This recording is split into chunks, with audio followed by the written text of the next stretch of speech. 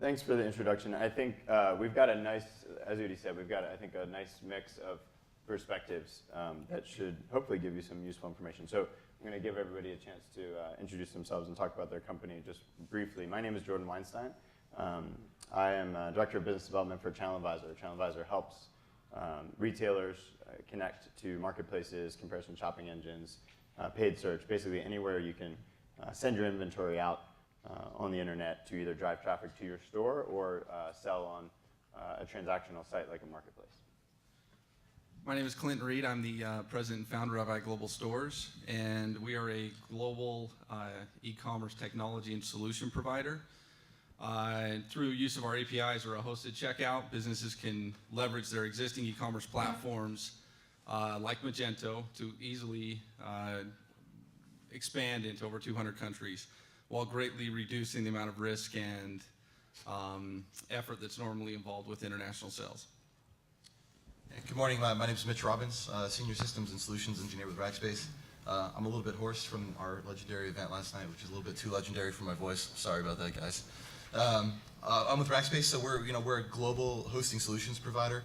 We're a Magento partner, obviously, for hosting solutions. We're definitely here and well placed to talk about how we can help in terms of global hosting in localized footprints and all through EMEA, APAC, and in the United States. Yeah, my name is Kian Gould. I'm the founder and CEO of AOE Media. We're one of the global Magento enterprise implementation partners, and we focus mainly on clients that are interested in having a global footprint because we have 7 offices worldwide. And one of the most famous of our clients is Angry Birds, which is also one of the highest traffic Magento stores in the world with more than 10 orders per second on average. My name is Claudio Ribabene. I work for QVC, which is one of the largest multi-channel retailers in the world. It's present in the US from 1986 and then rolled out in UK, Germany, Japan, Italy, and most recently in China. And I was lucky to be part of the startup team back in 2010 to launch the business in Italy. Thanks, everybody. Okay, so here's our agenda for today. Briefly, essentially, we'll look at what the opportunity is from a cross-border trade perspective. Since you're here, that's obviously something that you're probably generally aware of. Then we'll lay out a roadmap, give you some specific tips on what you can do, and then we'll learn from a case study to hear about Claudio's experience. So let's get into it. So you've probably heard, I think John Donahoe mentioned yesterday, the global e-commerce opportunity is about $1 trillion worldwide. One of the things I think is interesting about that is you can essentially look at that in 3 roughly equal regions or segments. So you've got the US, you've got Europe, and you've got the rest of the world. So I'm going to assume that most of the folks in this room are US focused, although obviously some I'm sure are focused in other regions. But if you're only focusing on the US, there's obviously a big opportunity out there. When you look globally, though, you also find that, of course, the US and Europe provide the biggest opportunities. They're also the most mature, so they're growing at roughly 10 to 12%, whereas other regions like Latin America or Asia are growing at 15 to 20%. So there are some good, significant growth opportunities there. Can we just talk briefly about sort of where you're based and the regions that you're operating in today? Yeah, we're based out of Salt Lake City, Utah, and we work with mainly US and some Canadian merchants to expand. Sure. From a Rackspace perspective, we've got 10 data centers globally. We've got a few in Chicago, Virginia, Dallas, London, Hong Kong, and we just opened one in Sydney recently. So we've got pretty good market presence globally. Yeah, we're originally a German company, but we have now offices in San Francisco, in Switzerland, in Serbia, and a few other Eastern European countries. So we really focus, including Asia actually, and we do focus on companies that are globally positioned. I personally live in San Francisco right now, but I do travel a lot between the different offices. QVC Italia is based in Italy, of course, and the headquarters are in Westchester, Pennsylvania. We do our business locally from Italy. Great.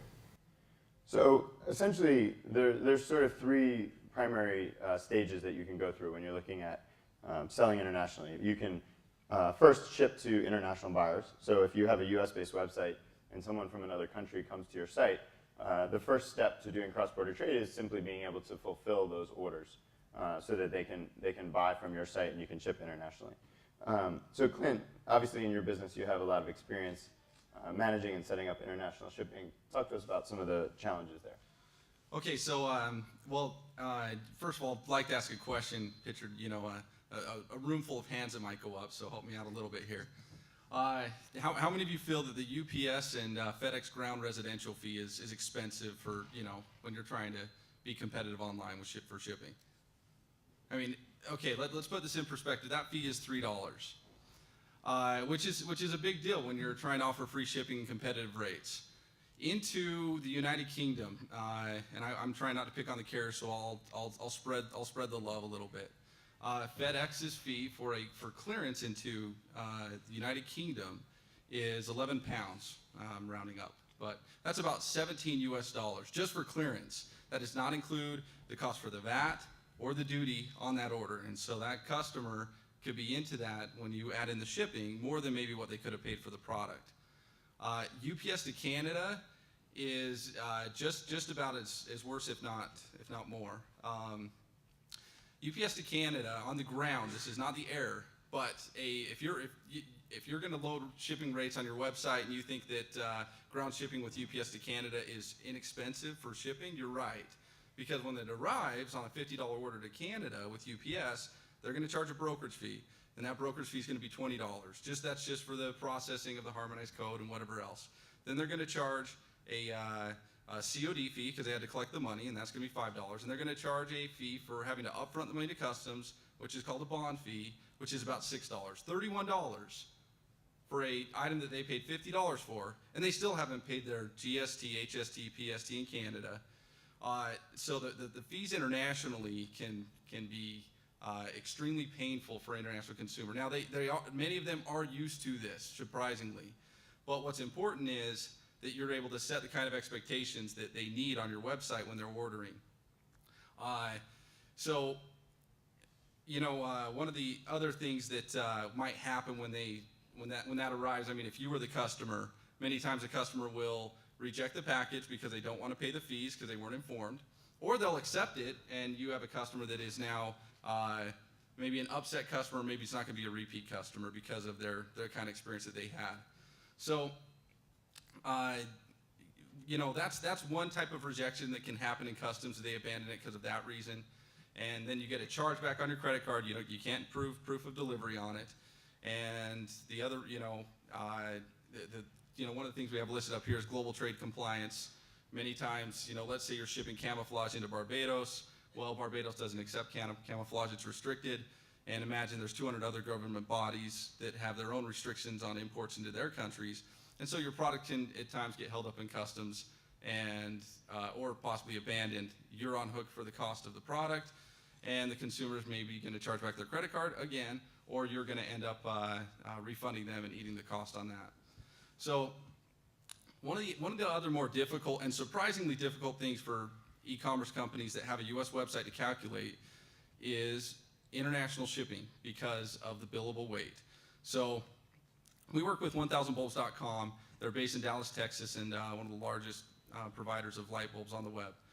And 1000 Bulbs sells an acrylic globe. It's a 14-inch acrylic globe. It's valued at $3. It's valued at $20, and it weighs 3 pounds. So this acrylic globe, domestically, if you're shipping it, you're going to get a standard rate with UPS, on the ground domestic. Internationally, that package is going to go in a 16 by 16 by 16 box. It's going to be built at 30 pounds. Well, that's a tough cost to eat when a standard rate with UPS or FedEx into Europe is about $300 for a 30-pound box. And if you calculated that at 3 pounds in your checkout, then one of two things are going to happen. Either they're businesses, they do this all the time. They call the customer back and ask for the extra money, or you're going to eat the cost because you don't have a real good audit process in place with what your costs are for products. So if you're selling products internationally and your warehouse isn't really conscious about the box sizes, just by cutting down a box that's 12 by 12, just 1 inch, saves you a pound. Well, a pound, depending on what discount you have, it could save you close to $8 just by cutting that down a pound, depending on which countries you're going to. And so there's, if that box is half full and you cut it halfway down, that can save a lot of money for businesses that are trying to go internationally. But not to be too discouraging, because for example, this acrylic globe. Everybody here is thinking nobody orders acrylic. No one's going to order that internationally. Shockingly, people order it internationally, and people order light bulbs internationally. For some reason, people love this acrylic globe for Halloween, and they make something out of these things. And so right around Halloween, there's a spike. But if you're thinking your product doesn't have an opportunity to be sold internationally, think again. It's not always convenient to get your product inside of your country. There's many times U.S. websites are a lot better than even local websites in their country, and they shop from the U.S. So as you add all this up, the shipping cost, the duty and tax, these hidden fees, you start getting to the point where you can offer a total landed cost to a customer, or at least inform them of what their total cost is going to be. If you want to guarantee that total landed cost, then you need to offer the ability for them to prepay it and settle in their currencies. So there are solutions out there to help you do this. And what we should have listed up there is that you can do this yourself too. If you're selective of your provider that you're going to use, and you're in touch with your logistics department, you can do this yourself. However, there are solutions out there, third-party, either fulfillment or software solution providers. Global Stores is one of them. And we have a page dedicated to Magento that explains how our integration works, and that's iglobalstores.com/Magento. But there's definitely a lot of opportunity to sell internationally, and starting with your U.S. website's a good way to go. Thanks, Clint. So the lesson there is you want to take that first step of essentially enabling fulfillment or enabling orders from international countries, but you need to make sure when you do so that you know the landed cost into those specific countries. So this is essentially a cheat sheet that we've put together for you that really gives you a guide into what opportunities you might consider. So it's obviously a chart, and what it shows is on the bottom axis there, it shows you sort of the operational challenge of selling into different countries, and this assumes a US-based retailer. So we've used sort of the skiing guide for anyone out there who's a skier. Obviously, there's certain opportunities that are going to be easy to start, right? Canada is probably the first baby step you can take. The shipping is relatively easy, although not without its challenges. But relatively speaking, it's a good place to start. And the opportunity is relatively small relative to other countries, but it might provide certainly a few points of growth. After Canada, you can do the UK, which is obviously a much larger market, and Australia, without having to get in really to any translation. And then as you move across, you get progressively harder, all the way up to China, which is a large e-commerce market. Depending on the product you're in, it may or may not present a sort of true significant export opportunity for you, but there's many, many challenges. So I wouldn't recommend sort of getting into trying to sell into Japan or Brazil or China until you've sort of mastered some of the other countries first. And we can take some questions on this later. So one of the things that we recommend is, as a great way to get started in terms of actually selling in these countries as opposed to just shipping to them, is using marketplaces to basically validate both the market and also the types of products that you would sell into that market. So you'll see Amazon and eBay have a dominant position in every country on the first column here. They're the two largest marketplaces, not only in the US, but also in all these other countries as well. And then when you get into Japan, Brazil, and China, they've got specific marketplaces in those regions that really are sort of the dominant default commerce platform in those regions. And so before you set up your own entity in that country, which Magento is a great way to do that, and it's a model that we're seeing more and more of, you can sell via marketplaces to understand what demand there is out there for your products. And the nice thing about that is you don't have to worry about the marketing, because the marketplace is going to do that. And you don't have to worry about the checkout or the conversion experience or anything like that, because the marketplace does that too. So you can just focus on being a retailer and selling in that country. Even if you're not doing a lot of marketplace business in the US today, this is something we would definitely recommend trying before you set up an international entity. Okay, so the next step after that, so let's say you've taken the first step, which is fulfilling to an international market.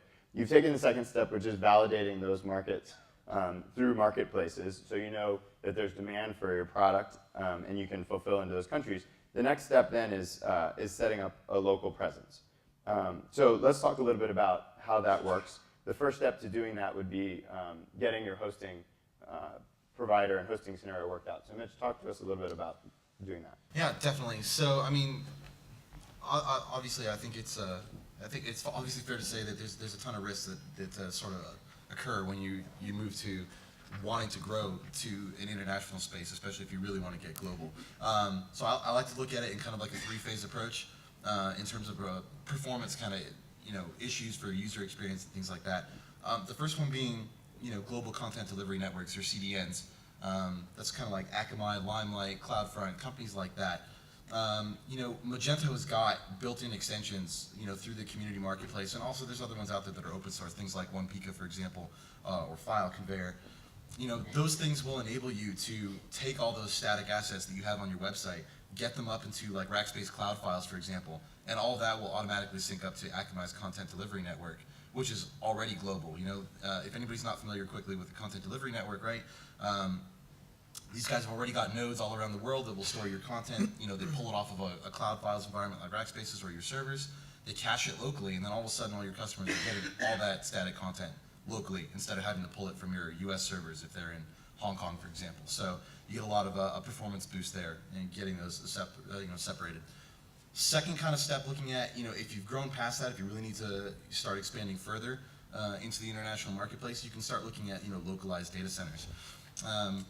Rackspace, we talked about real briefly earlier, data centers in London, Hong Kong, Sydney, things like that, where if you've got, let's say, a large customer base in Germany or Poland or Eastern Europe, you want to start serving them, you serve their requests from a much more local place to improve their user experience. You can put a server in a Rackspace data center or a hosted data center, which takes away a very, very large amount of complexity from trying to figure out, I have to go and buy servers, I have to find a place to put them, I have to figure out how to manage them in this other country, I have to go and hire people to manage them, or contractors, or people I don't necessarily trust, right? So, using a managed hosting provider like Rackspace, who's got the experience with Magento, then you're just taking that model and going to an operational expenditure kind of model, where you're just paying a monthly fee for your servers, and we're going to take care of all that for you, so you guys don't have to dive into the data center business, because it's kind of tricky. Last not least, country-specific laws, are kind of up here on the slide, and it's an important point. I'll use Germany as an example. Germany's got some very specific privacy laws in terms of what data can and cannot leave that country. So if you're looking to expand into that market, sometimes you find yourself in a really challenging spot. And what we did, I'm going to use an example here. I'm going to use Gantt as an example, and one of our integration partners, Vimo, out of Europe. What they did essentially was, leverage Magento's extensibility here and use legacy systems in these existing markets like Germany, like Italy, and these other places, and created a unified front end in our London data center that goes and actually gets the data it needs from all these legacy systems in the existing markets. And then you're in compliance with those international laws. You've got the user experience betterment, right? Because you've got the local presence, and I want to say everybody's happy. Specifically around Safe Harbor and Patriot Act, sometimes people are afraid to host in other countries because of these compliancy issues. This is another thing that that Rackspace as a service provider can help you with when we deal with Safe Harbor, Patriot Act.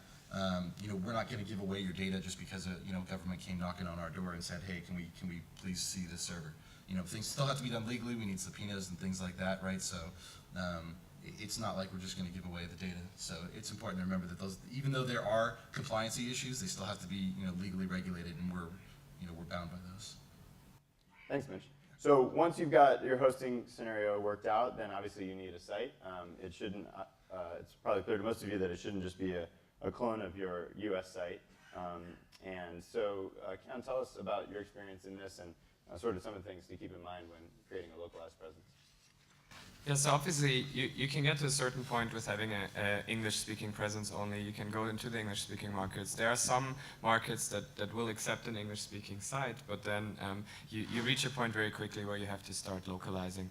And it's actually very important, and I emphasize this a lot always, is think of the word localization versus translation. because a lot of companies make the mistake to just translate their content, push it out there, get a site up running in France, Germany, or whatever, and people simply don't accept it because it's poorly translated. It doesn't represent the expectations that people have in that specific market and so on. So localization is much more. It means localizing the assets, taking care of ethnic requirements that people are used to in these regions, taking care of certain lingo, making sure that the basket is actually called the most, the shopping basket has the label that people are used to in that country, and not just use a translation agency and trust in it blindly that they'll do the right job. So localization is of course one of the major aspects, and Magento has a lot of features that can assist you with that, to help you export the content, to pull it back in from translations. And of course the whole multilingual, multi-store setup that Magento supports is a great advantage you have there. Another thing to keep in mind, of course, with languages is customer service. Like, at what point will you have to start localizing your customer service? Have local representatives, hire companies that can support multilingual customer service, both on the phone and by email, and so on. You can be pretty sure that neither in Italy, nor in Germany, nor in France, anyone will accept an English-speaking call center when they want their package to be shipped back, or going through an RMA process or whatever. So this is definitely something that's important to keep in mind. And once you're really going into this local presence, that's when you have to start making these investments. What we mentioned before is to validate a market via Amazon or eBay. That's an easy step, it's a cheap step, but once you realize, okay, there's a lot of potential in that market, you have to make sure that you address that market properly. And then, of course, payments is a very interesting aspect too. It never harms to have PayPal as a payment option. It's very widely adopted all over the world, but there are countries, and Claudia can tell you about this, and I can tell you about it from Germany.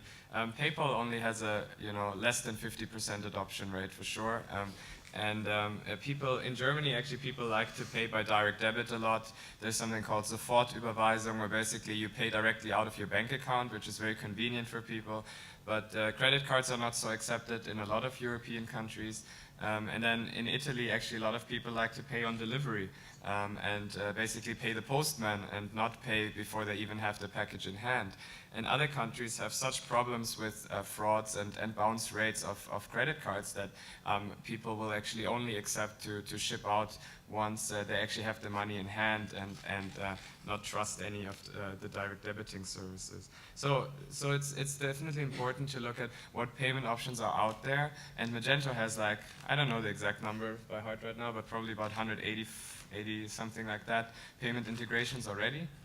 And it definitely makes sense to look at the local markets and see, can I use a certain payment provider to cover several markets, or is it better to use payment providers that are specifically adopted to a certain market, and then use them just in those countries? And again, with the multi-store setup in Magento, this is very, very easy to do and pretty convenient. Now, Magento also offers something that is called the locale packages. They exist for several regions, including Germany. This is something that's also very helpful and good to keep in mind. There are very specific data protection laws, as Mitch said, in Germany. So in the checkout process, there are certain checkboxes that have to be set about data protection. You do have a new law in Germany now, for example, that the checkout button actually has to have a label that says, now buy for well, it's difficult to translate, but now buy for a fee, basically, because there have been so many cases of subscription sites where people would just click on yes, download, and they would sign up for a subscription for $50 a month to download stuff, but they actually really just wanted to download a piece of software. So like there are these very specific laws in a lot of the EU countries, and the EU is getting really great at trying to regulate consumer protection throughout the EU, but there's still very, very specific laws in different countries. And so if you are thinking of going into the EU especially, make sure you have a partner that is not just US-based, that actually has local presence, understands the markets, and can prove to you that they've worked with a lot of clients that live in those markets. So as a specific example, Claudio, tell us about, Kian mentioned payment methods. What payment methods are common in Italy and do you accept on QVC? Well, we obviously accept all the major credit cards, but interestingly, as Kian was saying, we have a massive usage of cash on delivery. even online, our customers prefers to pay actually upon delivery of the package to the delivery agent. Yeah, I think one of the things we see globally is as a retailer needing to be aware of that, needing to be aware of different return policies that are common. PayPal is probably the broadest global payment system, so that's definitely a place to start, but different countries will have their own specific payment systems as well. Countries like Brazil do a lot of installments. Typically, if you work with a payment processing system like a PayPal or a Mercado Pago, which is a similar offering in Brazil, they'll actually manage the installments for you, but there are fees around that as well. So it's another thing to be aware of there. So Claudio, tell us a bit more about the experience in launching QVC in Italy and some of the regional specific things that had to be taken into account.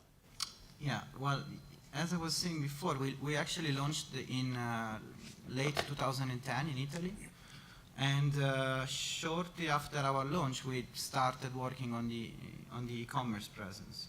And let's say that our two main challenges at that point were first to try to build a website that was giving from start all the features and functionalities that were present in other markets regarding the QVC business model. So I'm talking about, I don't know, like integration with the on-air, you know, we are a TV shopping, so integration with on-air, with live streaming, product recently on air, video clips of our product presentation, so everything that is around the QVC experience. But at the same time, do it in a way in which we were going to localize as much as we could the experience for the customer, because our customers were, at the end, were Italian. They were not used to the business model that QVC had in the US. They actually liked it a lot, but they were trying to find something that they knew. They let's say, had no fear to try or whatever. So Magento proved to be a very, very, very good platform to successfully launch our site. As I said, we had a lot of integration challenges, a lot of customization to be made, but due to the extensivity model of the platform itself, where you can plug code to, let's say, modify the functionality, or to test out, try out new features that maybe are only local for a specific store or a specific market in our case. We were able to do it in only 3 months, so we were able to actually launch our site with the full functionality, all the features, in only 3 months. Yeah, that's one thing that we see a lot from a channel advisor perspective is people using Magento because it is easy to get up and running and it is flexible in new markets. Even if they maybe don't use Magento for their home market, we've seen companies, they have one e-commerce platform, it might be an enterprise platform and the launches take 12 months or longer, and they might launch in a new market with Magento. We've seen that from a lot of brands. Great, so I think these are sort of the tips that we tried to pull together. We'll leave some time for questions. But we wanted to give you kind of a guide and some specific things to take away. And so these were the things we noted there.